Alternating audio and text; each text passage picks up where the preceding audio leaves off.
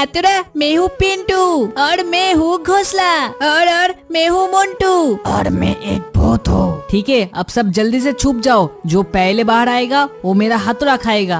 अरे भूत, तू तो सबसे पहले निकला, अब मार खा।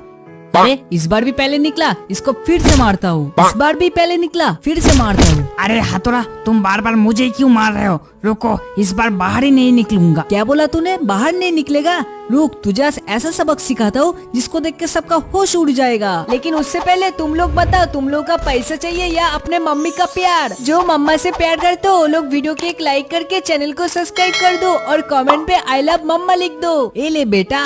अरे बाप रे, मुझे तो मार ही डाला रे।